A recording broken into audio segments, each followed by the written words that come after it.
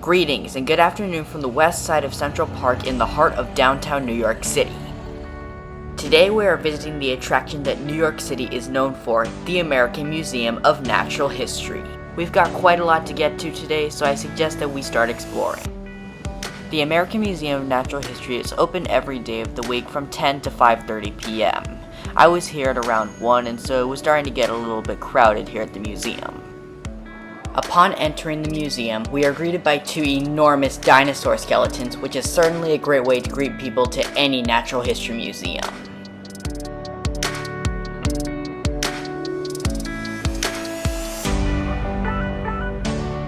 Now that our ticket is scanned, we can begin exploring the museum.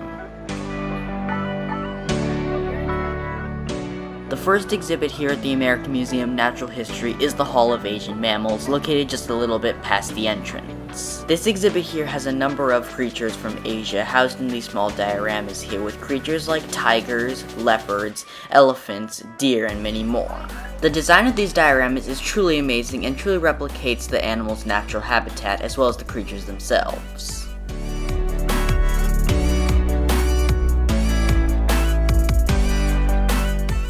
Displayed right in the middle of the hall are two Asian elephants, a male and a female. You can tell because with Asian elephants only the males have tusks and the females don't.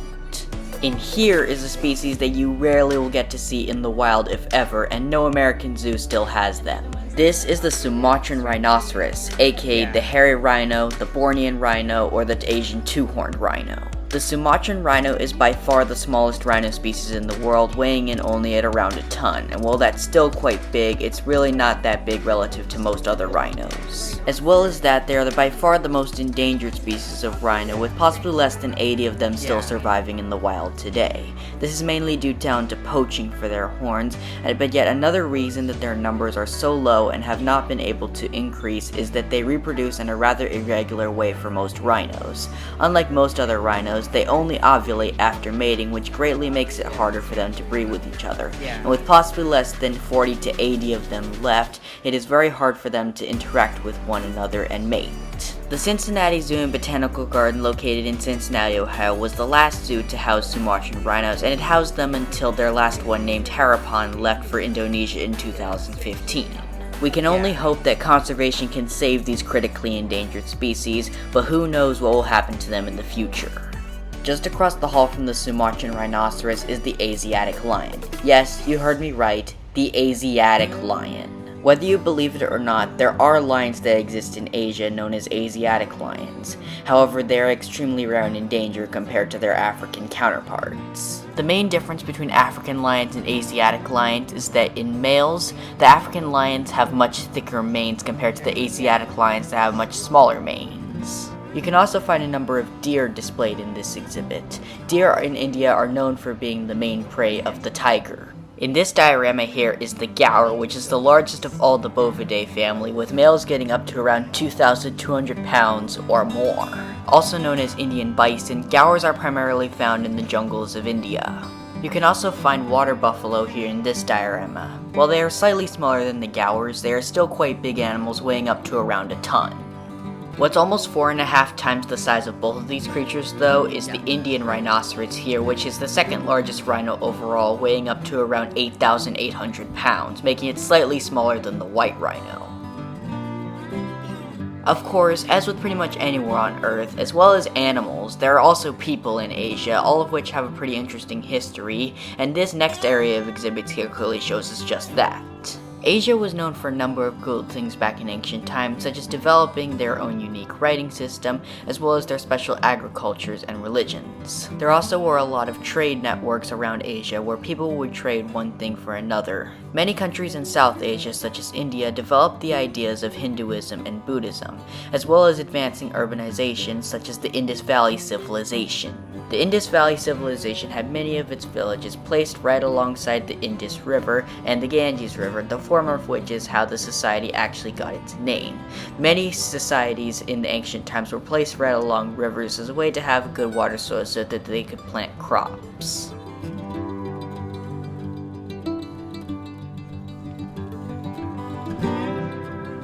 Coming up next is none other than the Hall of African Mammals, where you can find a number of creatures from Africa. Just like in the Hall of Asian Mammals, there is once again a herd of elephants displayed right in the middle of the exhibit. The African elephant is by far the largest land animal on planet Earth, weighing up to around 8 tons. I experienced these giants during my expedition in Africa, so check out that video if you haven't. The Hall of African Mammals features also a number of other creatures from Africa, such as zebras and antelope, as you can see here. But moving away from the animal models themselves, the dioramas themselves are just truly amazing and truly capture the imagination of the animal's exact habitat. The background painting in looks super realistic and definitely looks like whatever area of Africa they're in. And of course, there's the king of the jungle, or as many people refer it to, the African lion.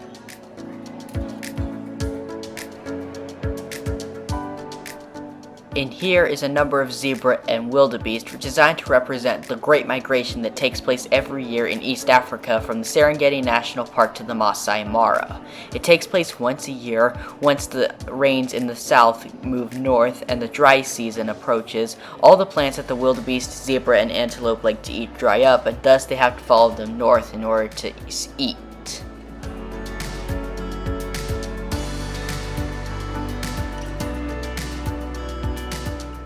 The Hall of African Mammals here at the Museum of Natural History is divided into 2 different levels. Up here, we find yet more creatures from Africa and can get a great view of the statues of the elephant herd below us. Up here, you can find creatures like baboons, cheetahs, chimpanzees, mandrills, and antelope like impala, among others. Featured right here at the back of the exhibit is my favorite African creature, the rhinoceros. The Natural History Museum features both black rhinos and white rhinos in its dioramas here at the Hall of African Mammals.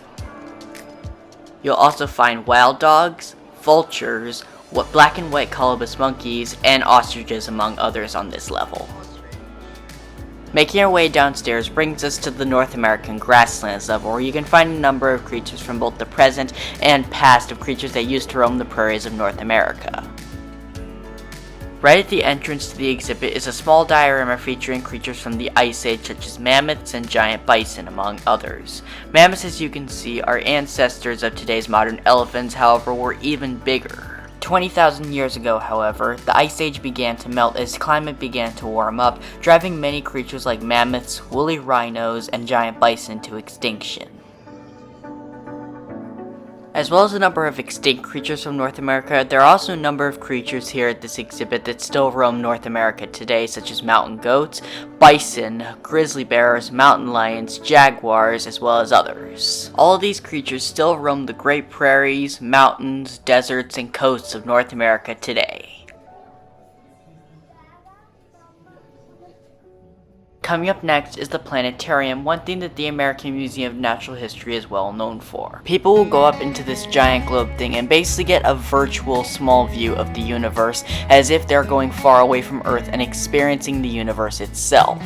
Unfortunately, while I was able to go in there, I was unable to get any footage as filming was not allowed while the thing was going on.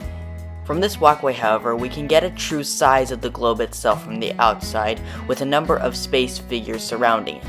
Giving a little bit of information about space itself, our solar system currently consists of 9 planets: Mercury, Venus, Earth, Mars, Jupiter, Saturn, Uranus, Neptune, and whether it's actually considered a dwarf planet or not, Pluto.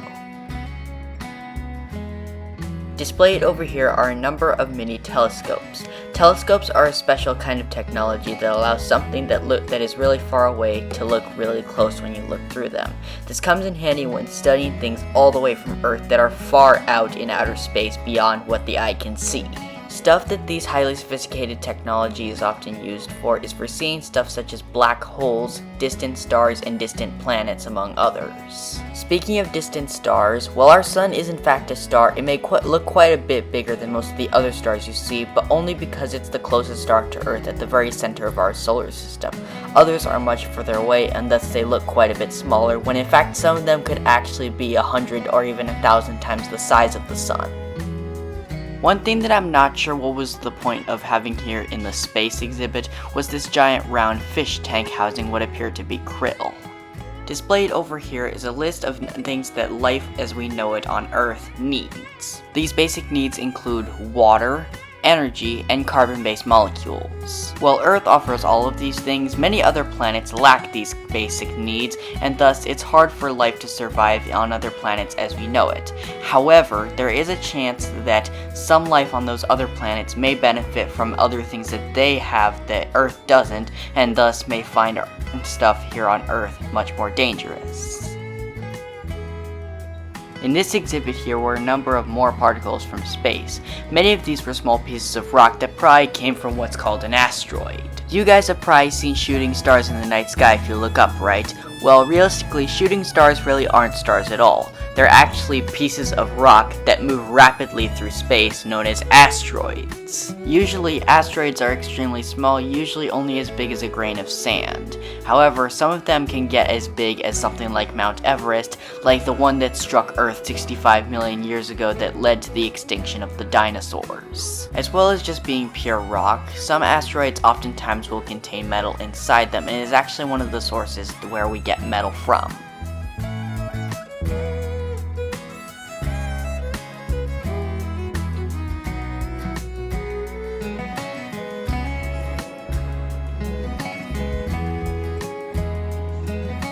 This diorama here shows a representation of Europeans first colonizing in America and how it impacted the natives that actually lived there. Many European countries began colonizing in areas around the world such as Africa, Asia, and North America. Many colonists in Britain came to North America, as well as French colonies coming to Canada, and Spanish colonies coming to Mexico. Unfortunately, this led to the loss of a lot of the natives' land of the people who actually lived there, seeing as the Europeans were urbanizing areas that really didn't belong to them at all. Coming up next is none other than the Hall of Biodiversity, where you can see a number of cool animals. Of course, all the animals aren't really alive, they're just statues made from dead ones. Right at the entrance here is the shell of a giant clam, which can weigh up to 550 pounds, much larger than the average little clams you may have eaten for dinner. Right above it is the statue of both a giant squid and a giant Pacific octopus, two of the world's biggest cephalopods. Giant squid are usually not seen at the surface, as they are primarily found from the twilight zone to the dark zone. Up on the wall here are statues of a number of different creatures from around the world. Capybaras, hornbills, sea turtles, rays, iguanas, sharks, snakes, pangolins, owls, the list just goes on and on of creatures from all over the planet. Of course, this may not be the live creatures, however, many of these creatures I've heard have been going extinct, or at least becoming very endangered and hard to find in the wild, and so if they do go extinct, at least there'll be remains like those here to see. Behind this glass wall here is none other than the Siberian tiger, which is the largest cat in the world, weighing over 600 pounds. As cool as these cats may be, they are also very in danger, facing significant threats with both habitat loss and poaching in the wild, and so it's best that we try our best to make sure to keep these cats alive before they go extinct. Right next to the tiger was the giant dodo bird, an extinct member of the pigeon family that stood around 3 feet tall and had a long curved beak. These birds inhabited Mauritius Island until the 1600s, where there they had no natural predators to worry about, and because of that, they were unable to fly because they had no need to. When the Portuguese first came to Mauritius Island during the 1600s, it made it more and more difficult for dodos to survive, because many of the sailors were running out of food and getting hungry, and so they exploited the dodo birds as an easy meal, seeing as they were flightless, they had no natural defense against humans. Additionally, they introduced invasive species into their area which became predators that the dodo birds were again not used to. Over in this next exhibit here is something that you just can't miss here at the American Museum of Natural History, a life-size statue of a blue whale. I saw a blue whale in person during my expedition in the Galapagos Islands, however this statue will truly show how big the biggest animal on planet Earth really is. The blue whale can reach lengths of over 30 meters long and weigh up to 200 tons. At this size, no other creature in the world can outsize it.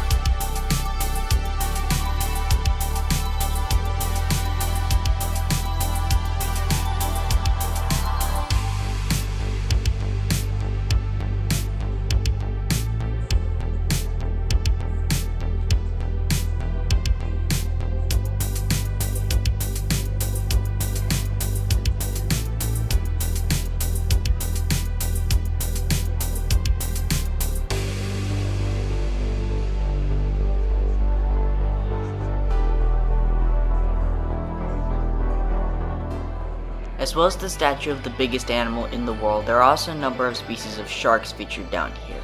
I don't happen to know all of the shark species, however I assume that this one was a great white, which is one of the bigger sharks out there. This diorama displays both common dolphins and gannets both hunting fish.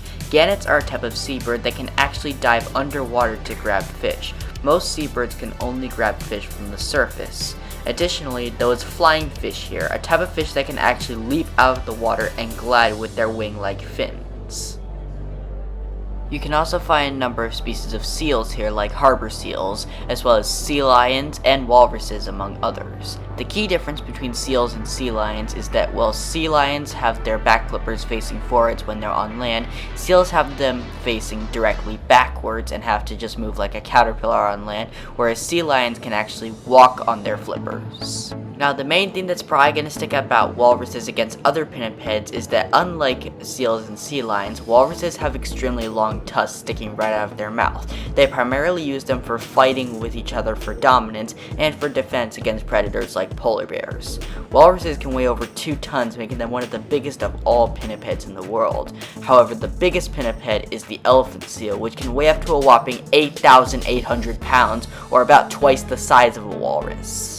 A visit to the American Museum of Natural History wouldn't be complete without checking out one special exhibit, none other than the exhibit housing some of the biggest creatures that have ever walked the earth, the dinosaurs. Displayed right up here on this platform is a skeleton of none other than Tyrannosaurus Rex, the king of the dinos, or so people have called it. The age of the dinosaurs was divided up into 3 different time periods: the Triassic period, the Jurassic period, and the Cretaceous period. The Cretaceous period was most recently and was the period that T-Rex lived during. T-Rex was one of the biggest land carnivores that ever existed, weighing up to around 8 tons and standing around 15 feet tall. The T-Rex had a bite force of around 7 tons, which is around 3 times stronger than that of a great white shark, making it the animal that had the strongest bite force of any creature on land. One thing that many people have questioned is what was the point of those tiny arms that the T-Rex had? Being too short to reach its mouth, it's unclear if they really had much purpose at all, however who knows. Just past the T-Rex was the Allosaurus, a slightly smaller carnivore that was from the Jurassic period. Both T-Rex and Allosaurus were ferocious hunters, hunting a number of other dinosaurs and possibly scavenging from other dinosaur leftovers as well. Up on this platform here was a species that belonged to the sauropod family. Sauropods are dinosaurs that had really long necks and really long tails. These included dinosaurs like Apatosaurus, Titanosaurus, Diplodocus, as well as many other dinosaurs with these long necks. At first, they were just mistaken to be one species known as Brontosaurus. However, with variations discovered, they were soon found out to be a number of different species that were eventually given their own separate names. Similar to modern-day giraffes, these sauropods would use their long necks to reach leaves that were high up in the trees. However, being so big, they could reach trees even higher than what a giraffe can reach.